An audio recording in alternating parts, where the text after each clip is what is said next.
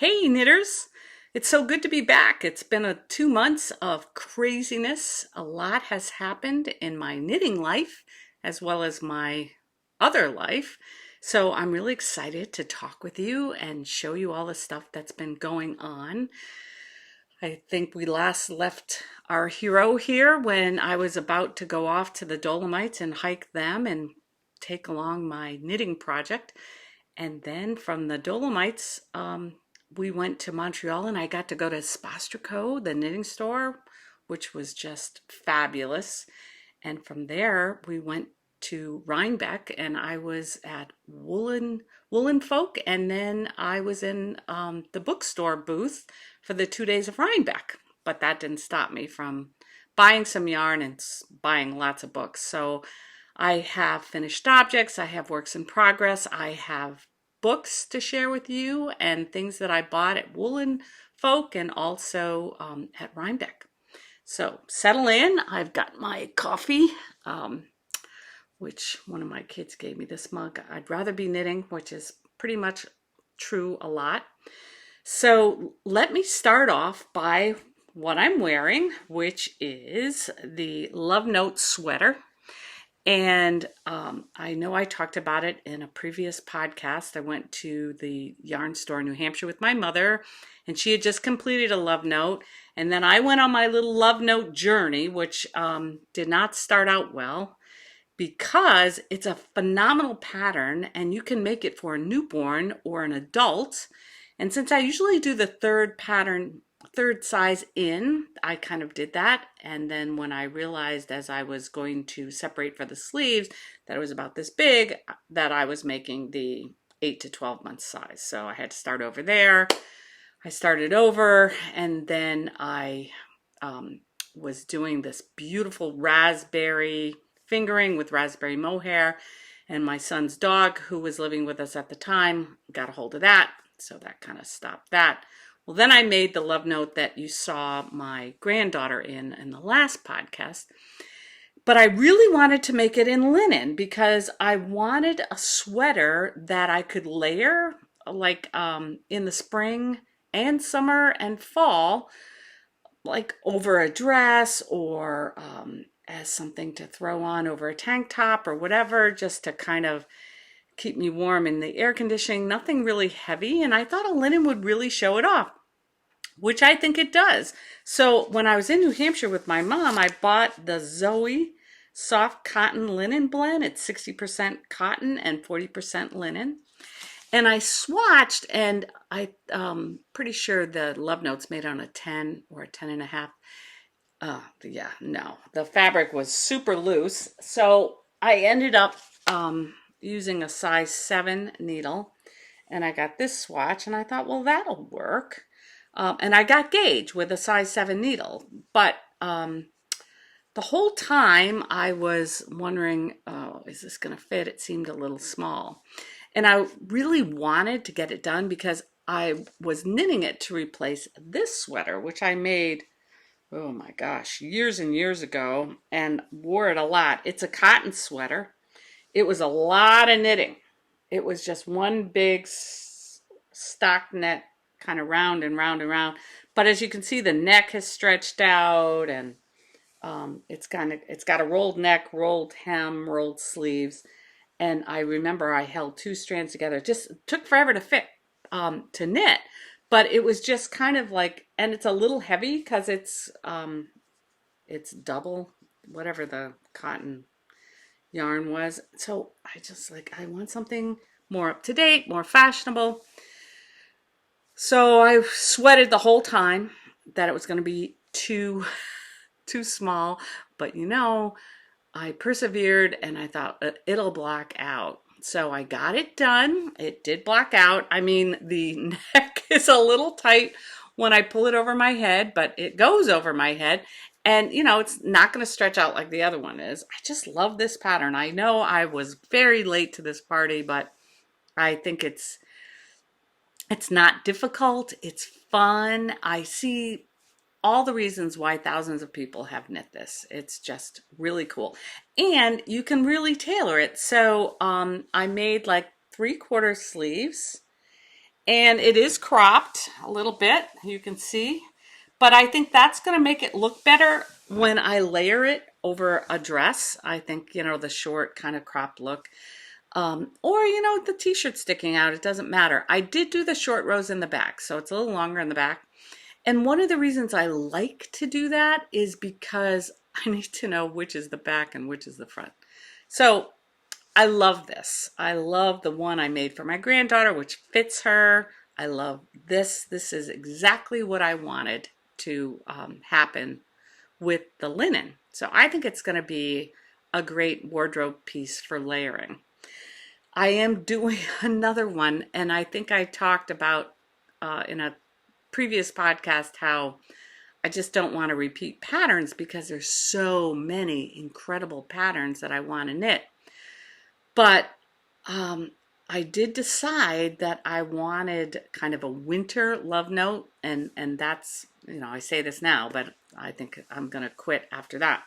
So I had this blue fingering yarn and blue mohair yarn that well, the blue fingering is from my Miserina, which just didn't come to fruition because I screwed up the gauge. I am going to do that pattern.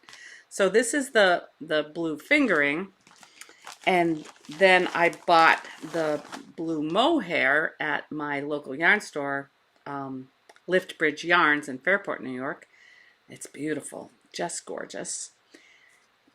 Then I decided that I wanted to add some sparkle. And I looked at the Crafty Jackalope, and she was out of kind of the color that I thought I needed. So I did get some Ella Rae Sequin City. Ella Rae Sequin City. And I got it in the color Midnight. And it's the coolest thing. It is, I'm almost done with this roll, but you can see the sequins. I mean, they're small, so you know, and it's very, very lace-like. So I'm holding the 3 strands together, and I love the way it's coming out. So here it is. Let's see if you can see any of the sparkling sequins. It's gonna take, I mean, it's obviously has to be blocked and all of that, but it is sparkly. You have to kind of take my word for it. I'm holding it up. Maybe you can see some of the sparkles. Anyway, I'm very excited about how this is coming out. So this, I got the normal gauge. I don't make it with the amount of ease that they suggest in the pattern, because I like my sweaters to fit a little closer. So I'm now I've done all the lace, and now I'm just going to go around and around on the body. So this is my TV knitting, and I'm super excited to get this done for winter. I just finished another project, so now I can really focus in on using this for my TV knitting, because I was doing something else, which I will show you. So that's my love note story. I love the love note. The interesting thing is, I'll mention this now, but I saw the grocery girls get out of their car at Woolen Folk, and Tracy had on this beautiful gold yellowy sweater with the sparkles. Like, she is over the edge about the sparkles, which is what made me think, you know, maybe I need some sparkle in my life. And they have, I know the Crafty Jackalope has these hat kits, which they've been talking about, which is a good way to the gateway into the sparkle addiction. But I decided to jump in whole hog and go with the sparkles in this particular love note, which, you know, makes it a little different after having knit the pattern. This is my 3rd time. So that's my work in progress, and hopefully the next time I podcast, you'll see me in this. And hopefully we'll have some sparkly things going on. So yeah, I got this done I knit a lot, and so that's my finished object. I have two more. So when we went to the Dolomites hiking, I wanted to take a project. We only carried a very small vest pack while we were hiking. We did about 9 to 10 miles a day, a lot of elevation. The first day was 5,000 feet up and down. And it was probably the most amazing thing I've ever done. I wanted to take some knitting because I wanted the knitting to be sort of a souvenir of that trip, and I wanted something I could knit on that trip when we were in the refugios at night, which are these mountain huts. So I needed a small project, and I decided to do the Musselburgh Hat and by Isolde Teague. And I had this skein of yarn that I'd gotten in Saratoga Springs from Uncommon Threads that was, it's called Unique, U-N-E-E-K. And the cool thing about this, it was hand-dyed, self-striping, extra fine merino made in Turkey. So I thought it was unusual, which is why I bought it. And the other cool thing about this yarn is that it's called Knit One, Plant One. So they plant a tree in Africa for each skein that's sold. And I think that's kind of amazing. So here is this gorgeous yarn. It was beautiful. I've seen a lot of podcasters talk about the Musselbrugh hat and how to pronounce the name and all of that. And, you know, it was intriguing, but it looked like just an unbelievable amount of knitting. And I didn't really want to do that because it sort of looked boring. But I bought the pattern. I had this skein. I thought, you know what? Perfect thing to take on this trip. So I love the pattern. I now understand why people would want to do multiples of these. It's genius because what she does is you do a circular cast on, which I had no idea how to do. There were 3 of them suggested. I took the first one, YouTubed it. 3 tries later, I got it. Took me 3 tries, but you know, what the heck? I'm learning something new.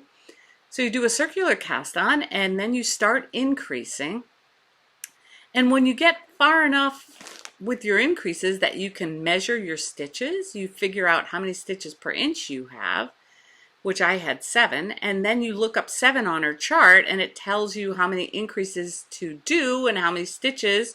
Then you knit this tube, and then she tells you based on how many stitches per inch you have how to do the decreases for the top. So you can knit this in DK, sport weight, fingering, lace, whatever, and she does all the math, which I think is really cool. And it was the perfect project to take on the Dolomite hike. So I didn't finish it on the Dolomite hike, but I did finish it after that. And this is how it came out. So this is the end where I did the circular cast on, which, you know, is pretty neat. And you can see the increases and then the tube and then the decreases, the normal like kind of hat decreases. I haven't blocked it, kind of came to a point. So I would sit in the refugios at night going round and round and round, and I think the thing that kept me from going nuts was, oh, I'm switching colors, or it's gonna go from red to pink, and so it was fun. And it was just the perfect project to take on that hike. That was an amazing hike. We did 9 to 10 miles a day. Probably the biggest thing about that is I've hiked in the White Mountains and the Adirondacks and in Colorado, Rocky Mountain National Park. But being in the Italian Alps, you're always exposed. So you're like in the Adirondacks, you hike through the woods for a couple hours, you reach the top of a mountain and you look around, and for 15 minutes and you're just like, oh, this is amazing. But in the Italian Alps, every time you stop, you look around, it's amazing because you're never in the woods. You're always out in the midst of it. If you want to see pictures, you can look at my Facebook page, which is Julie Ann with an E, Sikora, Cicora. So Julie Ann Sikora. You can just look at my Facebook page. You don't have to friend me, but I love it if you friend me. So anyway, it was an amazing thing. We had a 30-year-old guide who was just the best guide in the world. I mean, it was my husband. It was supposed to be 6 of us, but one guy broke his leg and his wife had to stay with him. Another guy injured his Achilles heel. So it ended up being my husband, myself, and this other woman, Jill, who we had met once, but really came to know and love on this trip. And, you know, it was the time of our life. So I will always have this hat to remember it. And just so you see, when you push one end of the tube into the other end of the tube, you get this hat. And so if you do half of it in one color and half of it in another, I mean, you can have a reversible hat that's different.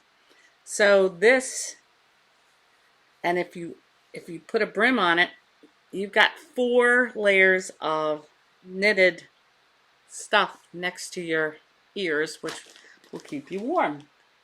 So it's my rainbow Dolomite hat. So very, very happy with everything about that trip and the hat. So during that trip, we found out that our guide Dario is just fabulous. He's red hair from Sicily. I'm like, okay, how do you have red hair from Sicily? He goes, the Vikings. I'm like, oh yeah, okay. Anyway, his fiance is pregnant and due in December. So I literally just finished a baby sweater for him, which I just blocked yesterday. It's still a little wet. I have not sewn on the buttons, but if you look at my Instagram page, which is Julie Sikora, all one word, Juliecicora, you will find that there's a picture of it. It looks like I did sew on the buttons, but I haven't yet. It's the Baby Fir Jacket. I did make the newborn size. Not sure, it looks a little bigger than newborn, but he's having a little girl. And I picked this pattern because I thought the blue kind of reminded me of the blue of some of the skies that we saw. And the fur pattern sort of reminded me of the evergreens that we saw in Alta Badia. So I just have to weave in the ends and sew on the buttons. I'm going to use little white buttons, like little shirt buttons. I thought I had a button here. Can't find it right this second. So I'm going to use the buttons. They're from my grandmother's button jar. They probably came off a shirt, and I have the 5 buttons that I need. It was a fun knit. I mean, it was on a size 3 needle with 2 for the edging. It's a top-down knit. So, and you just keep increasing as you go, and then you divide for the sleeves, and then you just kind of knit back and forth, the front and the back together, and then you pick up stitches for the sleeve and decrease down to the edge. So I think this will be a nice little piece for, her name's going to be Maddalena. So I'm going to ship it off to Italy very quickly here so they can have it for December, although unless she's huge, probably won't be wearing it this year. But it was such a life-changing hike, and he was such an incredible guide. I mean, here was this 30-year-old man with these 60-year-old people, and I never felt like I was being pushed or it was like, oh, I can't stand this. I mean, it was just an amazing thing. And you know, there were some difficult points in the hike. Like we hiked up to this 9,000-foot refugio on the 3rd day, and we had hiked 6 miles and we had 3 to go, and it was all up to the refugio. Like you could see it, and I'm thinking, oh, end of the day. But of course in the refugios you could get a beer or apple strudel or some wine or whatever you wanted. And I was actually drinking these Hugos. I'm not, you'll have to look that up on the internet. It's like an Hugo drink.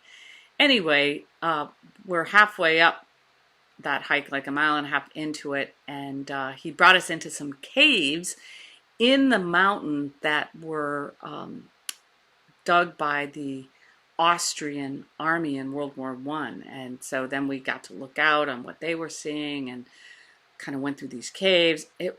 So, I mean, even in probably the most difficult part of the 6 days, that 3 miles uphill, we had this incredible break in between. And then the last mile and a half, I'm kind of processing what I'd seen in the caves. And, you know, the hike wasn't, I wasn't really even thinking about it. I was just sort of looking up. And then the view was just beyond spectacular. So it was pretty amazing. I mean, you can go up there, you can take a gondola to the top of one of the mountains, you can just hike up a ski slope and hit a refugio for cappuccino.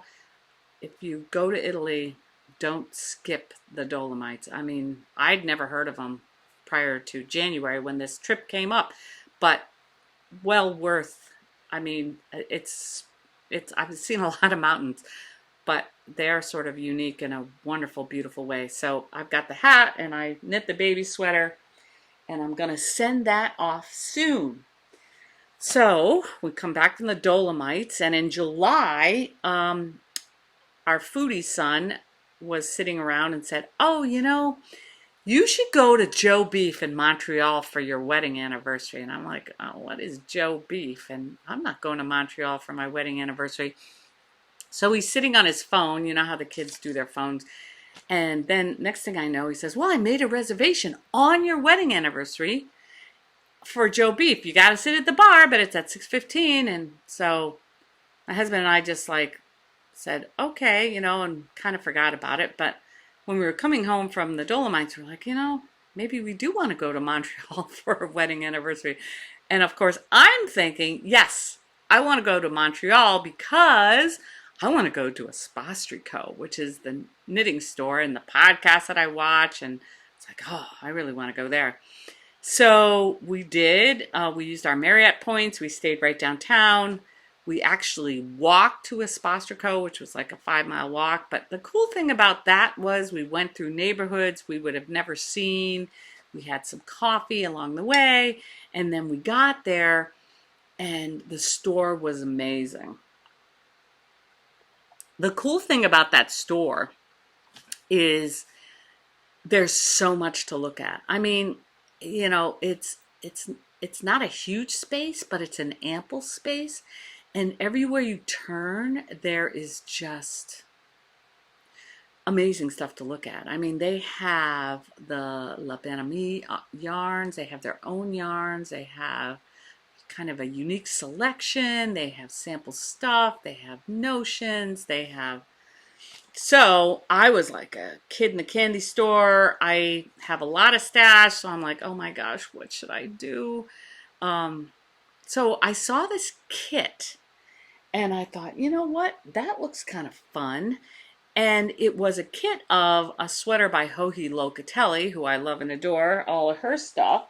I printed out this picture of this pattern that the kit was for, and my printer of course ran out of ink, but it's the Lace and Fade Boxy. That's the name of the pattern, so you can look it up on Ravelry, but it's the Lace and Fade Boxy by JoJi Locatelli.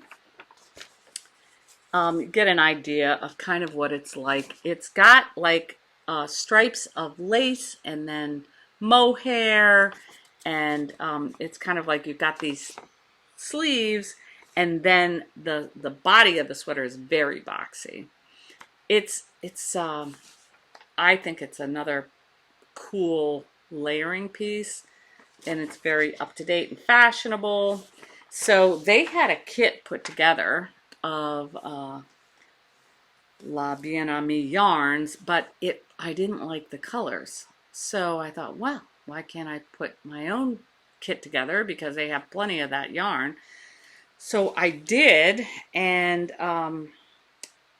this So you get some fingering, which you then pair with mohair. So this is the fingering, the La Bien-Aimée fingering that I got. And I think this is how I'm going to do it. So this is sort of like the grayish La Bien-Aimée. And then I've got like the middle, and then kind of like the lighter, this has some cream in it. So this is hand dyed in Paris, which of course makes it special. I have not had the chance. This is really hard to show how incredibly gorgeous this is, but you can see some of the color. It's expensive, but it was a real treat. Of course, the label is in French. It's the Merino single. There's 366 meters, 400 yards in the skein, and it's 100% superwash merino. This color is fauna. What I think I'm going to do, there's not a lot of difference between these two colors, but, oh man, I thought I shut off my phone. This color is vintage, and this color is, vintage as well. Well, there it is. I guess that's why there's not a lot of difference, because I am using vintage. Now my screen's all screwed up from that phone call. Anyway, yeah. So, and this is the mohair, which is more of a purple mohair that I am going to pair it with. So I'm really excited, and now that I have finished the baby sweater, which is what I was doing, I am going to cast this on. So I'm really excited about that. So, yeah, the Hohi Locatelli. So that I got from Espace Tricot. If you get to Montreal, it's well worth a trip there. And they gave me this bag, which means I don't regret anything, or I have nothing to regret. Which I love for a knitting store bag. Anyway, I saw this woman in there from New Jersey. She was like me. She was off the deep end. She was so excited. So that happened in October. And then I went to Rhinebeck, New York Sheep and Wool Festival. So I bought a ticket to Woolen Folk, and I went with a lot of other people. I loved it. I loved it. There were 60 vendors. I knew I wasn't going to have a chance to shop at Rhinebeck because I was going to be in the book section selling my book. So I thought, well, I'll get a ticket to Woolen Folk and I'll go. And it was amazing. It's in this brickyard in Kingston. They have a beautiful site. It's undercover. They had phenomenal food trucks. They had the podcaster patio where you could see Needles at the Ready and the Grocery Girls and a lot of other podcasters that you probably watch. And then they had this big pavilion where they had a bar and people were sitting around in like beach chairs inside this pavilion with coolers of snacks and knitting and talking. And it's like, okay, I'm going to bring a chair next time and a cooler, and kind of, because you listen to folk music while you're knitting, and they had a stage. It's just a great event. So the other cool thing about the program is this is a pattern for a cowl, and so you just do the QR code and you get the pattern for the cowl. So it was a cool event. So I had decided I wasn't going to buy any yarn because I just bought that yarn up in Montreal, and so I was looking around and I found this booth that called Tatter, and I bought 2 kits from Tatter. And they are, oh, and I just love these bags. They are sewing kits. So, and you have everything you need inside them to sew. One kit is to make a drawstring bag. So it comes with these instructions, and to make a little drawstring bag, hand stitch round bottom bag. So I thought, oh, that'll be fun. I mean, I like to sew. So you get, as I said, you get everything you need. Now the hard part is going to be putting this back in the bag, but I may not put it back in the bag because I want to start doing it. But here's the stuff you get: the cord and the fabric and the embroidery floss. So yeah, I'm gonna start this whole deal. And then the other thing I got, which I thought was fascinating, is something called Sashiko Pocket. So I don't know if you have this complaint, but some of my clothing, I don't have pockets, or the kind of pockets I want. So a lot of women's clothing, that was true. So you can do a tie-on pocket, and there's a specific kind of embroidery around this. So I thought that was kind of fascinating. So I'm going to make this pocket, and I will tie it on myself when I don't have the right clothing on that is going to have a pocket that can hold the stuff I want to hold, like my phone or my wallet.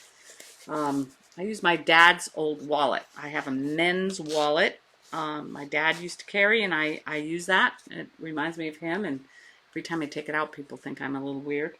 But again, this kit comes with everything in it. So I did end up also in that same booth, from the Tatter booth, I bought this book called The Pocket.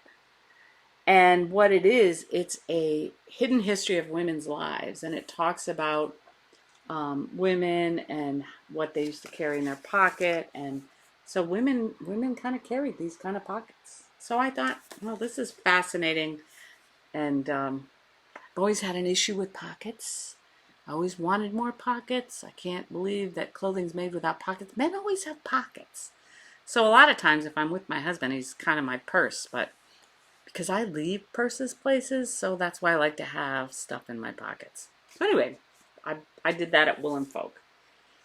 The other thing I did at Woolen Folk was I did buy yarn. The last booth I went in was this really cool booth, and it was the Dragon Horde yarn booth. And it's kind of this mother and daughter team. And I gravitated to this collection of minis, which are now like a little bit of a mess. Sorry for the crinkle, but I will take them out because I want to wind them up. But it's just sort of jade tones, or jewel tones, I should say. Like there's the blue, and there's purple, and there's gray, and there's kind of black. And then there's a bunch of greens, like olive green and forest green, and then a teal. So there's all these little minis. Here's another purple. Lots of minis. So look at this one, is an olive green and a brown, purple. So there was a woman, I got all these minis here now. There's a woman who was wearing this sweater, which was designed by the daughter, called My Favorite Adventure. And it's a sweater where you do an overall color and you combine minis with the overall color. So I got a gray. This is the daughter's yarn. So I got the gray, and all these minis are going to be paired. You know, it's a marling kind of thing, I think. I haven't really looked at the pattern, but anyway, I just saw the sweater on. The picture does not do justice to the sweater, but you know, and it's going to be warm because it's going to be double. So I'm excited about using all of these cool kind of minis. When I showed the daughter what mini collection I was doing, she said, well, that'll be kind of a gray, kind of moody sweater. So yeah, not going to be bright. It's going to be very winter moody. So I'm excited about that. So I did buy yarn at Woolen Folk. Now, Rhinebeck was amazing. I did not get out into Rhinebeck. As a matter of fact, I just watched the Nitty Natty podcast on her Rhinebeck review, which I loved. I thought it was really great because I didn't get out and see anything because I was in the bookstore booth. Oh, just as an aside, on that baby sweater, I did it in Drops Baby Merino, color 46, which is a super wash treated extra fine merino wool. Sorry about that. Anyway, so at Rhinebeck, I was in the book pavilion, Merritt Bookstore from Millbrook, New York, and they gave us this little pouch. They were incredible. I mean, I emailed the owner and asked her if she would be interested if I could come and be at their booth in Rhinebeck, and she said yes. And so at no cost to me, she ordered the books. She gave me a table with the most incredible woman I've ever met, Margaret Herbert, who has written 35 books on how to knit and crochet. 87 years old, stood 2 days at her table. Just charming, knowledgeable, fashionable, up-to-date storyteller. I mean, she's done it all, and she's still doing it at 87. So she was quite an amazing person to be with. So I got to sell my book, which is Contemplative Knitting, and I sold a lot of them. It was a unique experience for me because I got to meet my audience, which kind of surprised me. Some of the people who came up and said, oh, I read the book, or I love the book. And then, of course, you know, you put yourself out there, people come, they look at the book, and they thumb through it, and then they kind of put it down, and it's like, it's humbling. I mean, this book is not for everybody. It's written from the Christian perspective, although I personally believe there's lots of ways to God, not just Christianity. But it's a Christian contemplative prayer practice, which, you know, I think is fun to pair with knitting. There are no patterns in the book, but there are plenty of stories about knitting and reflection questions and that kind of thing. So I think for the people who understand what the book is and want to do that, it's a great book. For other people, I think, you know, some of the knitting stories are fun. The reflection questions, I think, are general, which you could apply maybe if you're from another tradition or whatever. So I sold a lot. I sold, and I really want to thank the Merritt Bookstore for giving me that opportunity. I mean, that was just an amazing opportunity. So while I never left the bookstore pavilion, which was a problem in a lot of ways because I did end up buying some books, which I will share with you quickly. I bought Making a Life, Working by Hand and Discovering the Life You're Meant to Live, which is a beautiful kind of coffee table book. And it's really about people who create things and, you know, if you're interested in other people and what they're creating. And it's an inspirational book.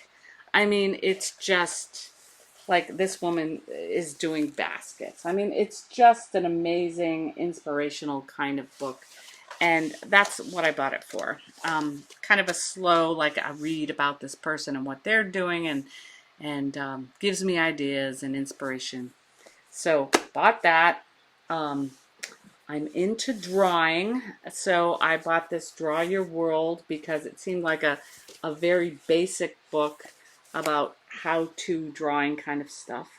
And I like the illustrations and some of the techniques that they're showing. So I'm trying to improve my drawing skills. And then I bought The Act of Sewing by Sonia Phillips. And she's got some YouTube stuff out. And this book is about express your personal style and make clothes that are comfortable for you and your body.